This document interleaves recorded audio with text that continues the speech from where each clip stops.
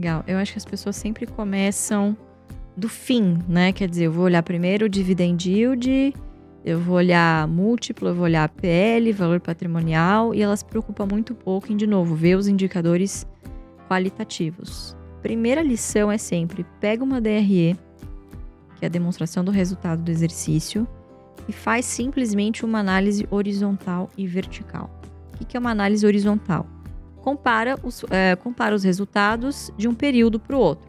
Então, você vai comparar uma linha com essa, por isso análise horizontal. Então, você vai comparar, caramba, o resultado desse trimestre versus o outro, né?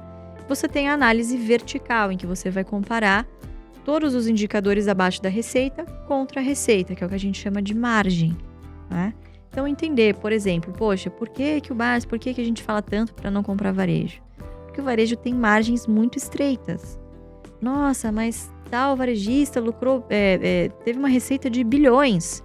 Sim, mas quanto sobrou lá no final? 2%. Todo esse trabalho para no final sobrar 2%. Entende? Então, acho que indo bem no começo mesmo, entender margem é muito importante, né? Quanto sobra ali efetivamente, a margem que a gente chama de margem líquida, a margem EBITDA, que é o EBITDA em relação à receita, e margem bruta, né? Então, acho que esses são indicadores para iniciante mesmo, para começar a exercitar aí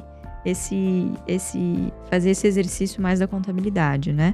E olhar também, eu acho que é bastante importante a gente olhar para o fluxo de caixa, entender ali direitinho, por exemplo, essa empresa está gerando recursos com a sua operação, ou ela está se financiando no mercado, ela está pegando empréstimo e com esse dinheiro pagando dividendos, entende? Então, essa análise muito básica, ela vai te dar uma noção bem adequada, assim, de qualidade, de como funciona mais ou menos o negócio.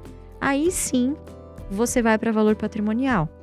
Aí sim, você vai para PL, entendeu? Por exemplo, empresas que deram prejuízo, você não consegue olhar PL. PL vai dar negativo, exatamente.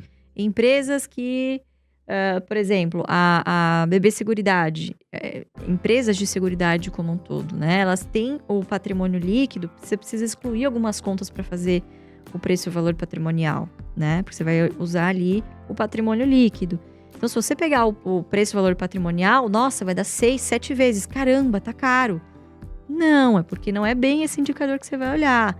Você vai olhar ali para o ROI, você vai olhar para a sinistralidade. Então, cada setor, ele tem as suas particularidades. Você entende como é importante você entender primeiro como é que a empresa funciona, para depois você interpretar. Depois que você entende o mecanismo de como a empresa funciona, você vai montando esse quebra-cabeça dessa sopa de letrinhas, que são os indicadores, né? O indicador que pouca gente olha é o ROI ou ROIC, né? Que é extremamente importante, que é justamente a rentabilidade dos investimentos, dos ativos que essa companhia tem em balanço, né?